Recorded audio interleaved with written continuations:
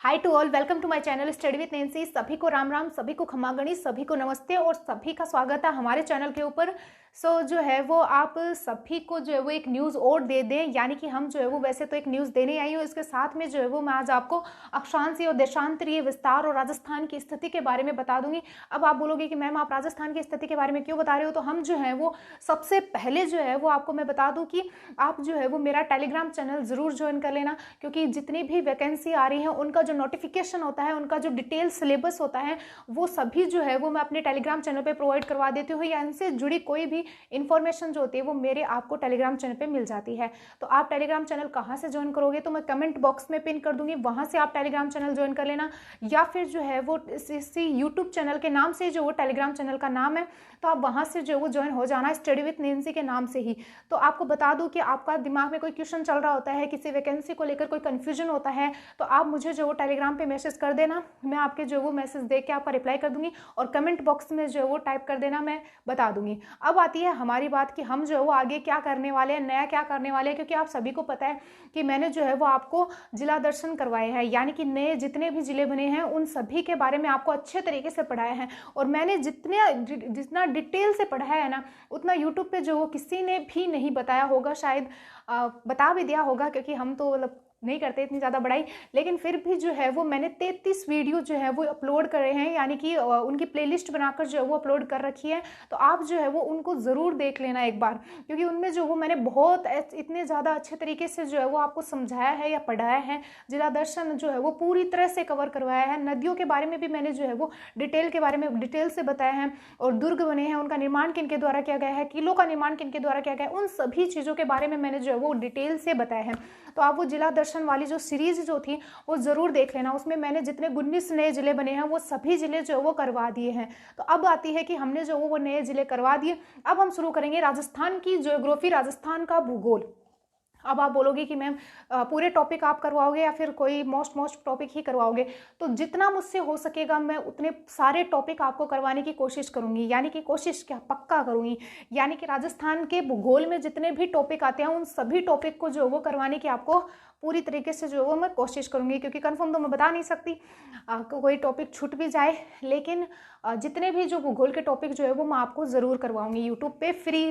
तो आपको जो है वो ऐसे नहीं कि आप जो है वो कोर्स लेके ही जो है वो आप पढ़ सकते हो, जो यूट्यूब पे फ्री क्लासेस जो है उनसे भी आप जो स्टडी कर सकते हो, उनसे भी आप नोट्स बना सकते हो, क्योंकि मैंने जो जिला दर्शन पढ़ाया है उसमें मैंने खुद जो है वो बोर्ड के ऊपर जो लिख लिख के जो है वो आपके लिए नोट्स के रूप में जो वो मेकिंग की है, कि आप अच्छे तरीके से जो है वो बुक्स में, कॉपी में, नोटबुक में जो है वो नोट्स बना सको। उसी प्रकार से मैंने आपको पढ़ाया है, और उसी प्रकार से जो है वो मैं आपको राजस्थान ज्योग्राफी पढ़ाऊंगी, यानी कि राजस्थान ज्योग्राफी के भी जो है वो मैं आपको शॉर्ट नोट्स के रूप में, जो मेरे खुद के नोट्स है जो मैं खुद बनाती हूँ, वही नोट्स से जो है वो मैं आपको पढ़ाऊंगी, वही चीज़ें जो है वो मैं आपको दूंगी। जिस प्रकार से जो आप ये देख रहे हो उसी प्रकार से हम जो वो पूरी राजस्थान की ज्योग्राफी, पूरे राजस्थान के भूगोल के जितने भी टॉपिक आते हैं, चाहे वो ऊर्जा संसाधन, मानसून, परिवहन, अपवाह तंत्र, या फिर गैर परंपरागत संसाधन, या फिर परंपरागत संसाधन, या फिर जनसंख्या का टॉपिक हो गया, इन सभी मतलब वन संपदा के बारे में, और फिर जलवायु के बारे में, इन सभी के बारे में जो है वो आपको इसी प्रकार से पढ़ाऊंगी, यानी कि लिख लिख के पढ़ाएंगे आपको अच्छे तरीके से, जो है वो आपके जो नोट्स जो है वो हम बनवा देंगे। ठीक है, ये तो हुई हमारी बात।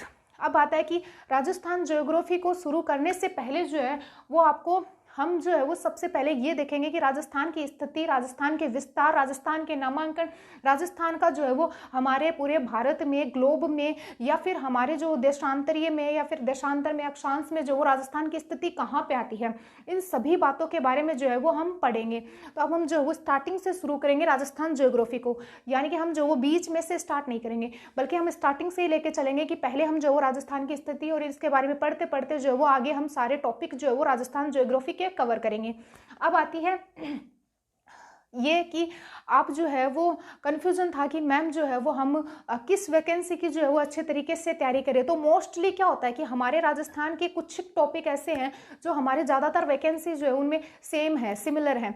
मतलब कैसे हैं, तो आप जैसे ऊर्जा संसाधन का टॉपिक देख लो, खनिज का टॉपिक देख लो, या मृदा का टॉपिक देख लो, जनसंख्या और परिवहन संसाधन और खनिज संपदा, ये सभी टॉपिक जो है वो सेम रहते हैं। यानी कि ये अगर राजस्थान जीके जो है वो सभी में सेम रहता है, किसी में ऐसे अलग अलग नहीं होता है। तो आप जो टॉपिक सेम होते हैं, ये मोस्ट जो सब्जेक्ट जो है वो आप पकड़ लो और उन्हीं को जो है वो पढ़ो, और जो और एग्जाम जो है उनके भी एक बार फॉर्म अप्लाई कर दो। क्या पता कि उसमें जो है वो मतलब लगना तो हो। थर्ड ग्रेड में चाह रहे हो आप, तैयारी थर्ड ग्रेड की कर रहे हो और सेकंड ग्रेड का आप लगा देते हो, और फिर आपका थर्ड ग्रेड में नहीं हो पाता है और सेकंड ग्रेड में हो जाता है। क्योंकि हमने ऐसा देखा है कि कई बच्चे ऐसे हैं कि जिनका थर्ड ग्रेड में नहीं हुआ और उनका जो सीधे सेकंड ग्रेड में जो है वो सिलेक्शन हो गया। तो इसीलिए जो है मैं आपको बोलूँगी कि फॉर्म जो है वो अप्लाई कर देना, ऐसे मत सोचना। और एक जो है वो यूट्यूब के ऊपर इतने ज़्यादा जो है वो वीडियो में देख रही हूँ कि कोई जो है वो पशु परिचर को इतना हवा बना रखा है, इतना ज़्यादा हलवा बना रखा है, इतना ज़्यादा कुछ भी नहीं है, और इतने ज़्यादा वीडियो लाए जा रहे हैं कि डिप्रेशन में आप यानी कि कोर्स बेचने में लगे हुए हैं। कोर्स के जो वो अनाउंसमेंट करते जा रहे हैं कि हम इतने का कोर्स दे रहे हैं, ये दे रहे हैं, वो दे रहे हैं। तो इनके बहकावे में आने की ज़रूरत नहीं है, और ऐसे भी सोचने की ज़रूरत नहीं है कि आपको अपनी खुद की स्ट्रेटजी चेंज करने की ज़रूरत नहीं है। आपकी जो खुद की स्ट्रेटजी है वही रखनी है। आपको किसी और की देख के जो है वो आपको स्ट्रेटजी चेंज बिल्कुल भी नहीं करनी है। आपको जो है वो आप जो पढ़ रहे हो, आपके पास जो बुक है, आपके पास जो नोट्स हैं वो सफिशेंट है, बहुत है। आप उन्हीं को जो है वो बार बार पढ़ते रहो, आपके सारे एग्जाम क्लियर होंगे। ये मैं डेफिनेटली बता देती हूँ आपको कि ऐसे चक्रों में मत पड़ो कि मैं इसका कोर्स भी ले लूँ, उसका कोर्स भी ले लूँ, इनकी बुक लॉन्च हो रही है तो मैं इनकी भी ले आऊँ और इनकी भी ले आऊँ। इससे में जो है वो दिमाग खराब मत करना। अच्छे से जो है वो अपने खुद के नोट्स बना लो। यूट्यूब पे जो है वो इतनी फ्री क्लासेस पड़ी हुई हैं, सभी जो है वो क्लासेस ले रहे हैं। पशु परिचर के लिए भी सभी क्लासेस ले रहे हैं, सभी जो एलडीसी के लिए भी क्लासेस ले रहे हैं, पटवार के लिए भी क्लासेस ले रहे हैं, नायब तहसीलदार की जो वैकेंसी आई है उसके बारे में भी जो वो आपको इन्फॉर्मेशन दे रहे हैं। तो आप क्यों इनके चक्रों में पड़ रहे हो? आप जो है वो अपने खुद के नोट्स बनाओ और अच्छी सी जो वो एक बुक उठा लो। बुक कोई भी खराब नहीं होती है। ऐसा नहीं है कि इसमें कम मटेरियल आएगा और उसमें ज़्यादा मटेरियल आएगा। ज़्यादातर जो है वो सभी ऐसे सोचते हैं कि हम हमारी बुक में जो है वो हम हमारी बुक में पूरा कवर करवा दें, यानी कि एक भी टॉपिक जो है वो हम हमारी बुक में नहीं छोड़े। तो आपके लिए जो है वो सारी बुक इतनी अच्छी हैं, कोई बेकार बुक नहीं है। तो हवाबाजी में आने की ज़रूरत नहीं है। अच्छे से बुक ले आओ और उससे जो वो स्टडी करना स्टार्ट कर दो, क्योंकि जैसे जैसे वैकेंसी आ रही है उसी के अकॉर्डिंग जो है वो आपको पता भी नहीं चलेगा कब नोटिफिकेशन आ जाएगा और कब जो है वो एग्ज़ाम डेट आ जाएंगी, और आप जो है वो सोचते रह जाओगे। तो इससे अच्छा है कि आप जो है वो अभी से तैयारी में लग जाओ पूरी तरह से। अब हम जो है, ये तो हुई हमारी बात। और कोई कन्फ्यूजन होता है वैकेंसी के बारे में या फिर तैयारी कैसे करें मैम, हमें कुछ समझ में नहीं आ रहा है, बहुत कन्फ्यूजन हो रहा है, तो आप जो है वो कमेंट बॉक्स में कमेंट कर दियो, मैं जो है वो मैसेज का रिप्लाई कर दूंगी। हाँ, सॉर्ट आउट करने की कोशिश करेंगे, अगर हो पाएगा तो ठीक है, नहीं फिर ठीक है। अब हम बात करते हैं कि सबसे पहले हम बात करते हैं राजस्थान की स्थिति के बारे में। यानी कि राजस्थान ज्योग्राफी में जो सभी आपको पढ़ाते हैं या फिर हम सबसे पहले जो पढ़ते हैं वो राजस्थान की स्थिति के बारे में पढ़ते हैं, क्योंकि जब तक हमें राजस्थान की स्थिति के बारे में ही नहीं पता होगा तो हम आगे कैसे क्या पढ़ पाएंगे। तो इसलिए जो है वो थोड़ा हार्ड है। थोड़ा क्या, ये किसी को समझ में नहीं आता है, ये बहुत ज़्यादा ऐसे लगता है पकाऊ टॉपिक लगता है। मेरी सिस्टर पढ़ते हैं तो उन्होंने जो है वो ये टॉपिक छोड़ दिया था कि ये टॉपिक छोड़ के आगे के टॉपिक में जंप मार दी थी। तो ऐसा नहीं करना है। जो टॉपिक आपको हार्ड लगता है सबसे पहले आपको वही टॉपिक क्लियर करना है, क्योंकि वही टॉपिक क्लियर करोगे तब आप में जो है वो कॉन्फिडेंस लेवल जो है वो हाई हो जाएगा, ठीक है, पढ़ने के लिए, ठीक है। फिर अगर हम बात करते हैं तो ये जो है वो हार्ड होता है, लेकिन मैं आपके लिए बहुत ज़्यादा जो है वो शॉर्ट तरीके से लेके आई हूँ कि आपको जो ये अक्षांश क्या होता है, देशांतर क्या होता है, उत्तरी गोलार्ध क्या होता है, दक्षिणी गोलार्ध क्या होता है, 0 डिग्री देशांतर क्या होता है, 0 डिग्री अक्षांश रेखा क्या होती है, और जो ग्रीनविच लाइन क्या होती है, GMT ग्रीनविच मेन टाइम क्या होता है, इन सभी के बारे में जो है वो मैं आज आपको बताऊंगी। क्योंकि राजस्थान की स्थिति जब आपको पढ़ाते हैं तो आपको जो है वो ज़्यादातर यही करते हैं कि ऐसे बता देंगे कि राजस्थान की स्थिति जो है वो ग्लोब में तो आती है, उत्तर पूर्व में आती है, देशांतर में जो है वो राजस्थान की स्थिति उत्तर में आती है, और अक्षांश में जो है वो राजस्थान की स्थिति पूर्व में आती है। ये आपको बातें बताते हैं, लेकिन हम जो है वो साथ साथ में ये और समझेंगे कि ये जो अक्षांश और देशांतर क्या होते हैं, ठीक है। तो सबसे पहले अगर हम बात करें तो राजस्थान की स्थिति ग्लोब में कहाँ पर आती है, यानी कि राजस्थान की स्थिति जो वो ग्लोब, हमारे ग्लोब में कहाँ पे आती है। तो ग्लोब में समझने से पहले जो है वो आपको ये समझना बहुत जरूरी है, ठीक है। ये हमारा क्या हुआ, ग्लोब हुआ, ठीक है। ये हमारा क्या है, ग्लोब। इसमें जो है ये क्या है, उत्तर, ये है दक्षिण, ये है पूर्व और ये है पश्चिम, ठीक है। ये मैं सब आपको बता दूं कि ये मैं इसलिए लेके आई हूँ क्योंकि जब हम मतलब पढ़ाते टाइम लिखते हैं तो अच्छे अच्छे जो है वो चित्र नहीं बन पाते हैं और अच्छे से जो वो नहीं लिख पाऊंगी, इसीलिए मैंने जो ये आपके लिए ऐसे चार्ट के फॉर्म में लेके आई हूँ कि आपको जो है वो अच्छी तरीके से याद हो जाए। और आप भी जो है वो ऐसे ही चार्ट बना लेना क्योंकि जो है वो ज़्यादा माइंड में छपता है। ठीक है, अब हम स्टार्ट करते हैं कि जो उत्तर पूर्व गोलार्ध जो होता है इसको अन्य नाम से जाना जाता है। अन्य नाम कौन से नाम से जाना जाता है? तो ईशान कोण के नाम से जाना जाता है। इसमें जो राजस्थान की स्थिति ग्लोब में कहाँ आती है? तो उत्तर पूर्वी गोलार्ध में आती है। यानी कि ग्लोब में राजस्थान की स्थिति कहाँ पे आती है? तो उत्तर पूर्वी गोलार्ध में राजस्थान की स्थिति आती है। यानी कि ग्लोब में राजस्थान की स्थिति कहाँ पे आती है? तो उत्तर पूर्वी गोलार्ध में आती है। नेक्स्ट अगर हम बात करें तो राजस्थान की स्थिति जो है वो देशांतर में कहाँ पे आती है? तो राजस्थान की स्थिति देशांतर में पूर्व में आती है। और अक्षांश में राजस्थान की स्थिति कहाँ पे आ जाती है? तो उत्तरी में जो है वो अक्षांश में राजस्थान की स्थिति आती है। नेक्स्ट अगर हम बात करें तो एशिया महाद्वीप में राजस्थान की स्थिति कहाँ पे आती है? तो एशिया महाद्वीप में राजस्थान की स्थिति दक्षिण पश्चिमी गोलार्ध में आती है। और कौन से कोण में आती है? तो नैत्रिज्य कोण में आती है। यहाँ पे ये लिख लेना, ईशान कोण। ईशान कोण, क्योंकि क्या होता है कि जो आपको जो है वो डायरेक्ट जो है वो दिशा के बारे में न पूछते हुए आपको इन कोण के बारे में पूछ लेंगे। ठीक है, तो आप वहां पे जो वो कंफ्यूजन ना हो, इससे अच्छा है कि आप यहाँ से जो वो याद कर लेना कि ये जो है वो एशिया महाद्वीप में दक्षिण पश्चिमी गोलार्ध में आती है। और ये कोण कौन सा आ जाता है? तो नैत्रिज्य कोण आ जाता है, कोण आता है। ठीक है, नेक्स्ट अगर हम बात करते हैं तो भारत में जो राजस्थान की स्थिति कहाँ पे आ जाती है? तो उत्तर पश्चिमी गोलार्ध में जो वो भारत में राजस्थान की स्थिति आती है। उत्तर पश्चिमी गोलार्ध में भारत की में राजस्थान की स्थिति आती है। और कौन सा कोण आता है? तो वायव्य कोण आता है, वायव्य कोण। यानी कि अगर हम बात करें तो ग्लोब में राजस्थान की स्थिति कहाँ पे आ जाती है? तो उत्तर पूर्व में ग्लोब में राजस्थान की स्थिति आती है। कौन से कोण में राजस्थान की स्थिति आ जाती है? तो ईशान कोण में आती है।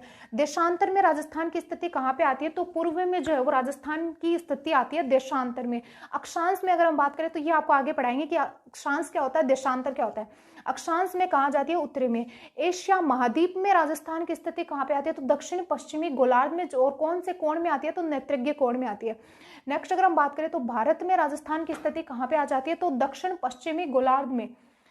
यानी कि भारत में जो वो राजस्थान की स्थिति आती है उत्तर पूर्व गोलार्ध, उत्तर पश्चिमी, क्या निकल रहा है मुझसे, उत्तर पश्चिमी गोलार्ध में, जिसको वायव्य कोण के नाम से भी जाना जाता है, में राजस्थान की स्थिति आ जाती है। नेक्स्ट अगर हम बात करें तो ग्रीनविच रेखा को ही देशांतर रेखा कहते हैं।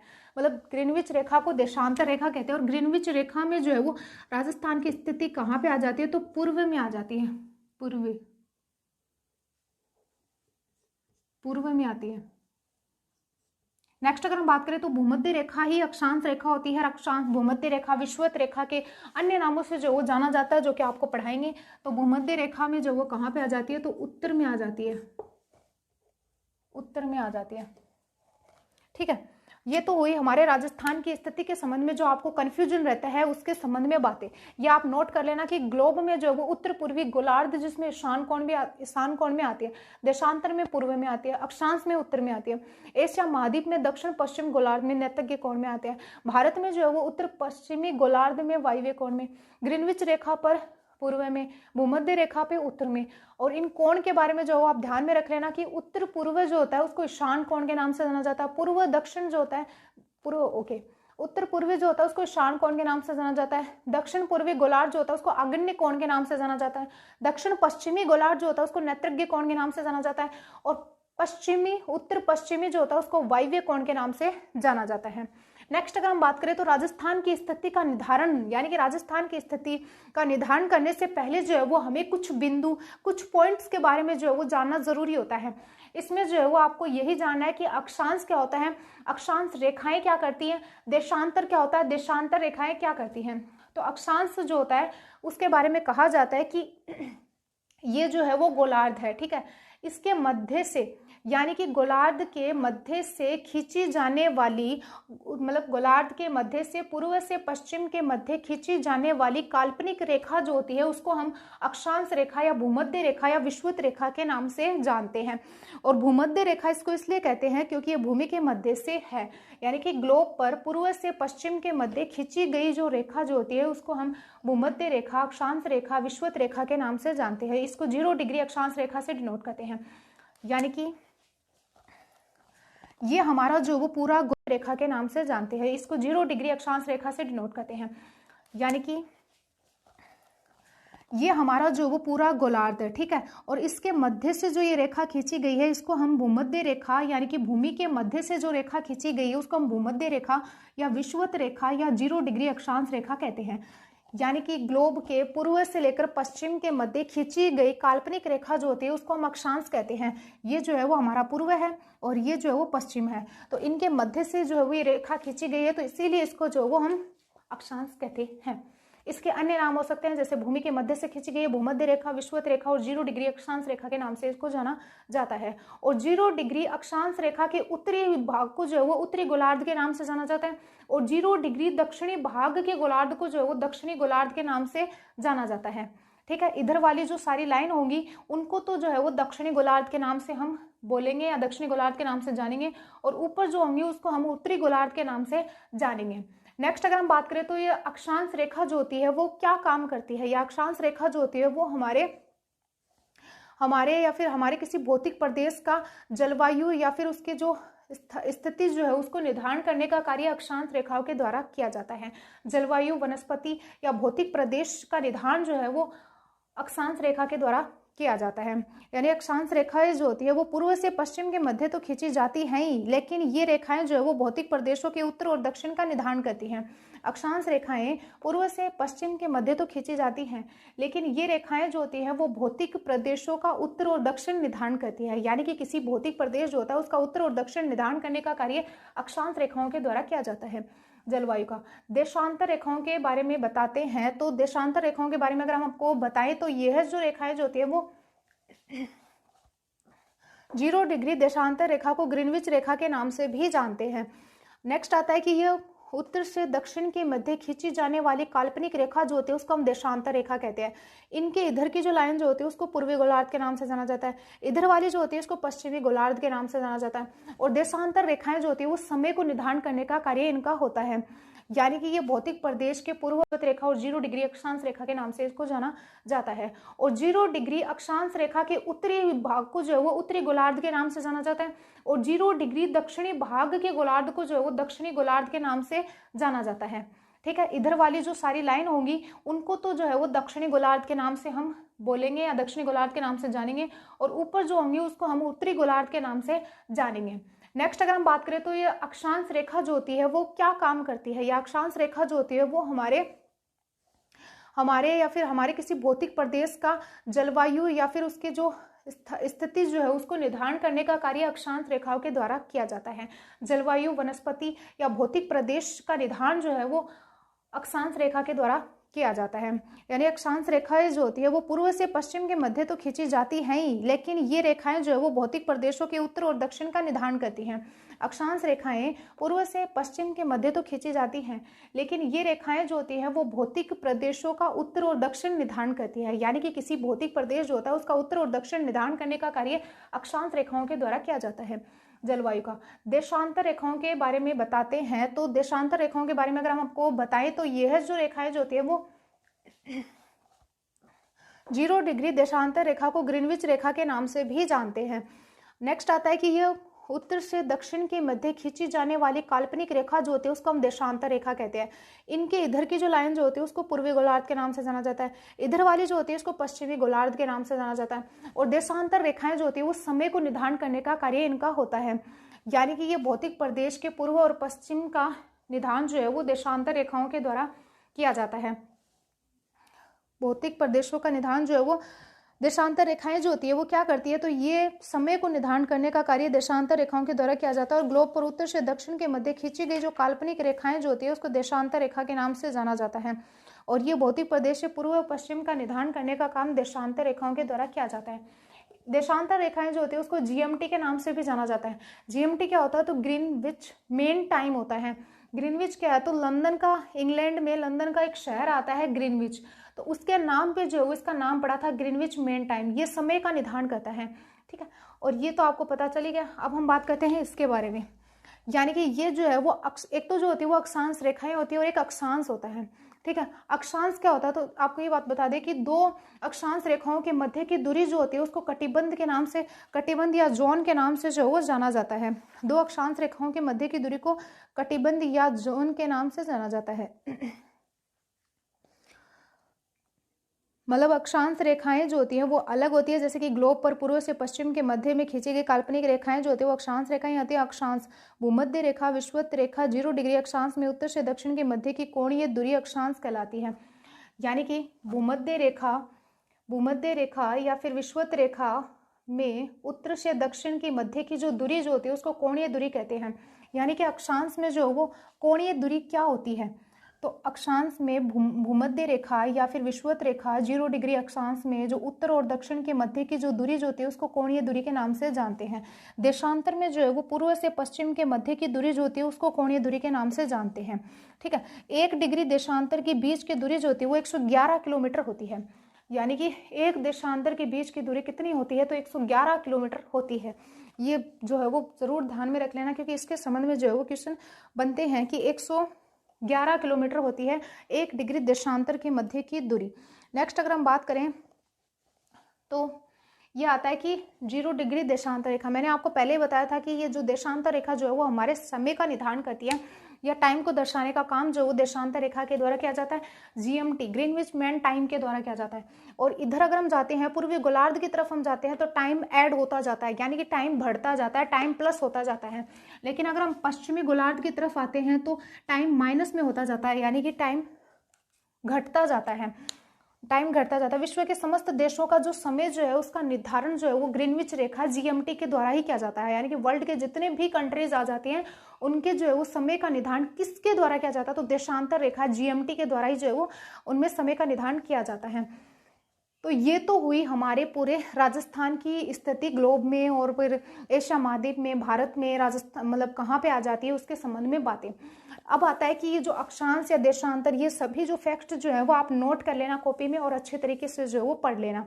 अब आगे जो है वो हम कल डिस्कस करेंगे, अगले वीडियो में डिस्कस करेंगे। अगर वीडियो अच्छा लगा हो तो लाइक शेयर और सब्सक्राइब जरूर करें। Thank you and bye.